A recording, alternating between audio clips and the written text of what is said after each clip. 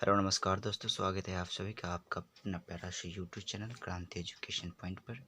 दोस्तों, आज के इस वीडियो में बात करते हैं मैट्रिक बोर्ड परीक्षा 2023 के लिए संभावित प्रश्न एवं उनके मानक उत्तर क्या हैं। तो आइए इस वीडियो में अब वास्तविक संख्या से रिलेटेड क्वेश्चन हैं, तो चलिए स्टार्ट करते हैं। तो आपका फर्स्ट क्वेश्चन है कि क्या पूर्णांक संख्याओं को संख्या रेखा पर व्यक्त किया जाना संभव है। आपसे ये पूछ रहा है, क्या पूर्णांक को संख्या रेखा पर व्यक्त किया जाना संभव है। तो इसका राइट आंसर हो जाएगा हाँ, संभव है। Option number B is the correct answer. Question number 2 है,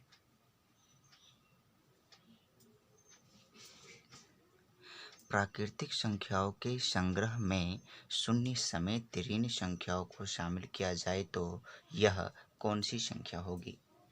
तो इसका राइट आंसर हो जाएगा, वो जो हो जाएगी पूर्णांक संख्या कहलाएगी। Option number C is the correct answer. अगला क्वेश्चन देखिए, संख्या रेखा पर पूर्णांक संख्याओं का निरूपण होगा अथवा नहीं। वो पूछ रहा है होगा कि नहीं होगा। तो इसका राइट आंसर होगा कि होगा। Option number A is the correct answer. ठीक है, नेक्स्ट क्वेश्चन है, सभी प्राकृतिक संख्याओं के संग्रह शून्य समेत को क्या कहते हैं।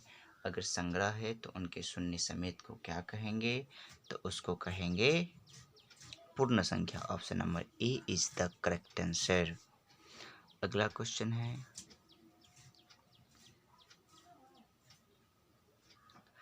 दो घन पूर्णांक a तथा b के लिए यदि a equal to B Q plus R, तो आपसे पूछ रहा है क्या होगा। तो इसका राइट आंसर हो जाएगा o बड़ा छोटा नहीं, r equal greater than b। Option number D is the correct answer हो जाएगा। पूछ रहा है o ना तो छोटा है ना ही बड़ा है r से, और r जो है b से छोटा है। तो option number D is the correct answer.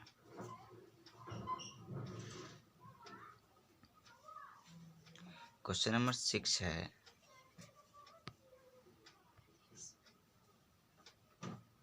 8 degree multiplication 2 degree equal to क्या होगा। तो आपसे ये पूछ रहे हैं।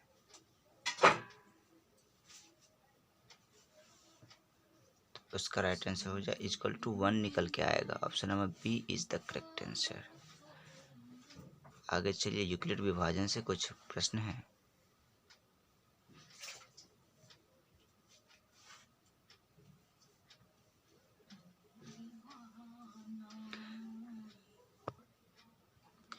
दो धनात्मक पूर्णांकों a और b का HCF सबसे बड़ा पूर्णांक d है तो d द्वारा विभाजित होगा। इसमें से आपका राइट आंसर हो जाएगा a और b दोनों उससे क्या होगा, विभाजित होगा। Option number C is the correct answer. अगला क्वेश्चन है, दो धनात्मक पूर्णांक c और d इंटू c बड़ा d से है और भागफल q तथा शेषफल r है, जहाँ o ना तो बड़ा है ना ही छोटा है r से बड़ा है d हो, तो निम्नलिखित में से कौन सा संबंध सत्य होगा। तो इसका आपका राइट आंसर हो जाएगा c equal to D Q plus R. Option number B is the correct answer.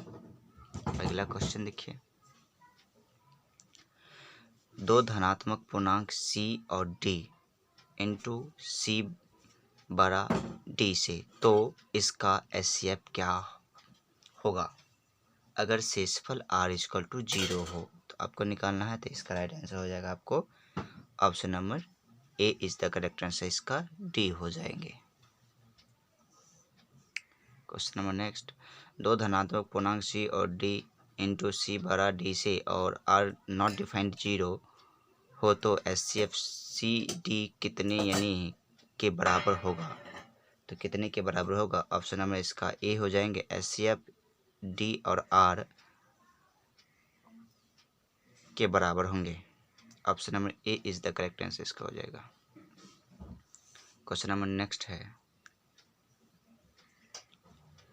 Root under 18 का परिमेयकरणीय गुणांक है। तो रूट अंडर 18 का आप परिमेयकरणीय करिएगा तो इसका आ जाएगा। अब इसको परिमेयकरण निकालिएगा तो 2√2 होता है, तो इसका हो जाएगा root under 2। Option number B is the correct answer. Next है,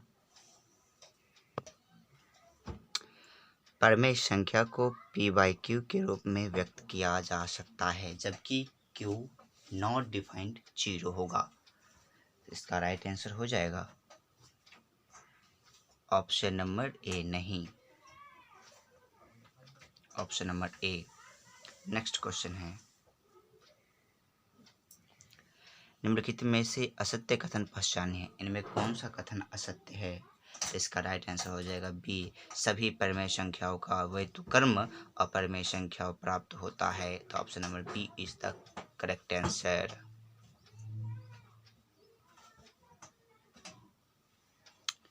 नेक्स्ट क्वेश्चन है, यूक्लिड विभाजन एल्गोरिथम दो धनात्मक पूर्णांकों के निम्न में से किसी परिमेयकरणीय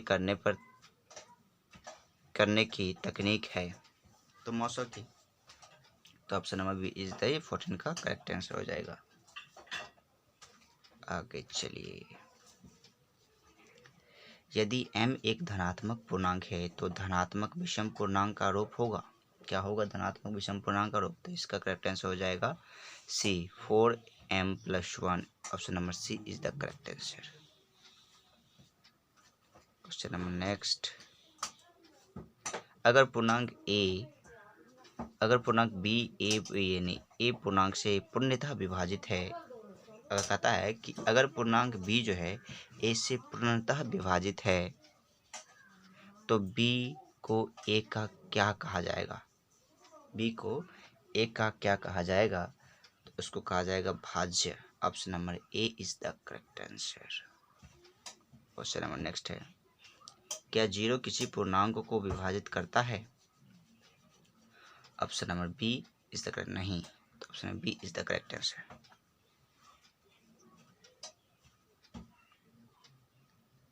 यूक्लिड विभाजन एल्गोरिथम का अनुप्रयोग होता है, कहाँ पे इसका अनुप्रयोग होता है?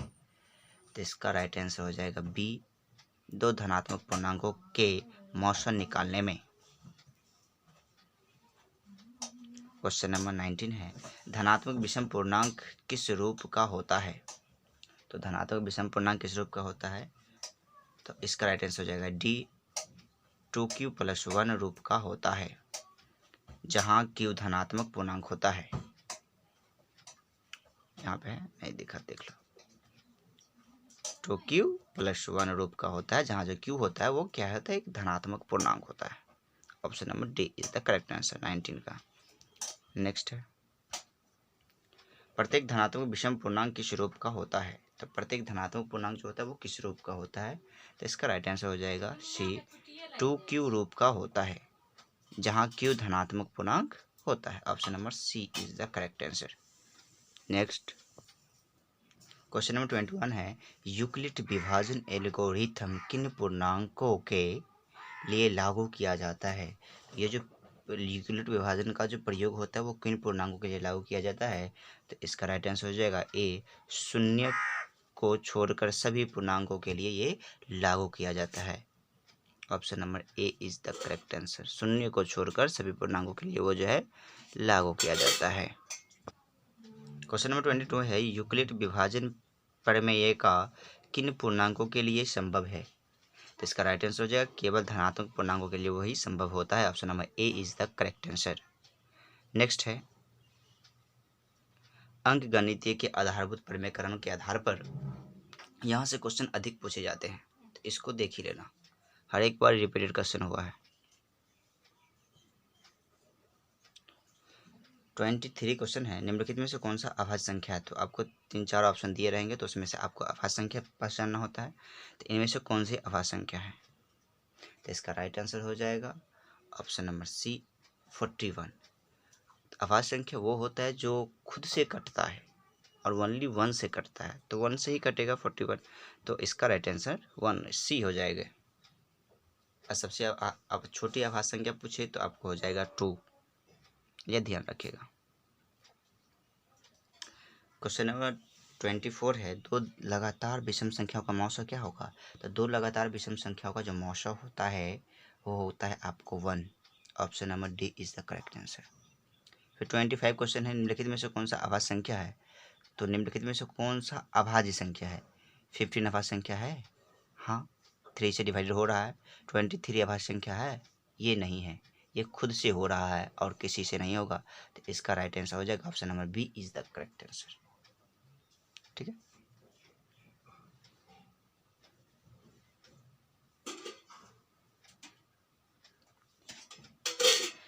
क्वेश्चन नंबर 26 है, यदि 65 तथा 117 का मौसा 65m माइनस 117 के रूप में है तो m का मान आपसे पूछ रहा है, तो m का मान क्या होगा? तो इसका m का मान होगा 2 निकल के आएगा। Option number B is the correct answer. Next question है,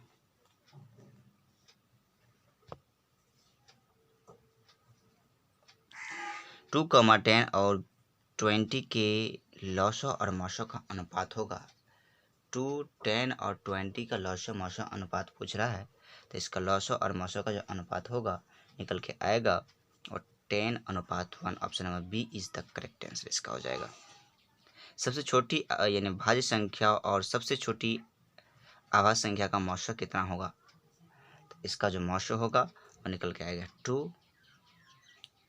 option number B is the correct answer 28 का। 29 है, यदि ए और बी भाज्य संख्या है तो ए और बी का लॉसो क्या होगा? इसका लॉसो निकल के आएगा A into B. Option number C is the correct answer. 30 है, 5005 के कितने अभाज्य गुणनखंड है? आपको 5005 का गुणनखंड निकालना है। एलसीएम मेथड से भी निकाल सकते हैं, तो इसका गुणनखंड निकल के आएगा ऑप्शन नंबर इसका करेक्ट आंसर बी, तो 4 निकल के आएगा।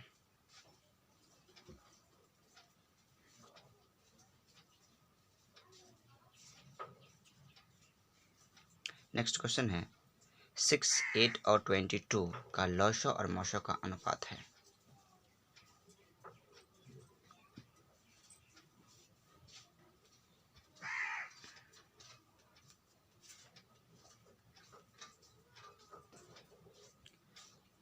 थर्टी वन का जो लॉसो और मौसो का जो अनुपात हो जाएगा वो option number B is the correct answer, 2:22 निकल के इसका अनुपात आएगा।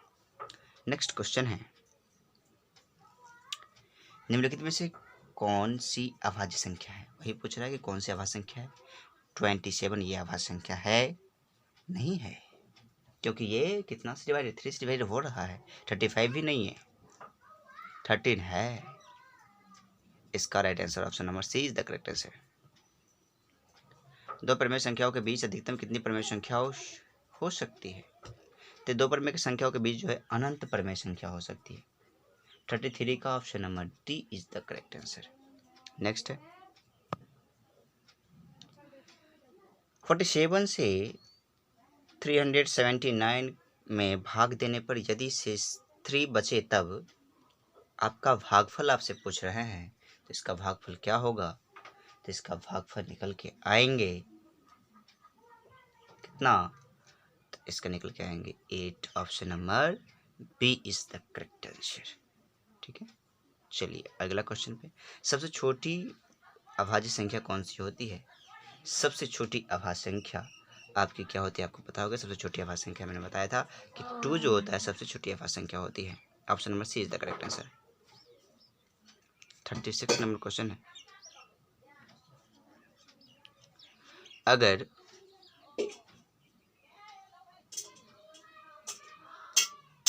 p, ए स्क्वायर तो विभाजित करता है, p जो है ए स्क्वायर को विभाजित करता है, तो p विभाजित करेगा, किसको विभाजित करेगा? तो ऑप्शन नंबर इसका 36 का बी इज द करेक्ट, एक को विभाजित करेगा। Option number B is the correct answer. 37 है, एक अशून्य परिमेय और अपरिमेय संख्या का गुणनफल क्या होगा? तो इसका गुणनफल हमेशा अपरिमेय निकल के आएगा। B is the correct answer 37 का। 38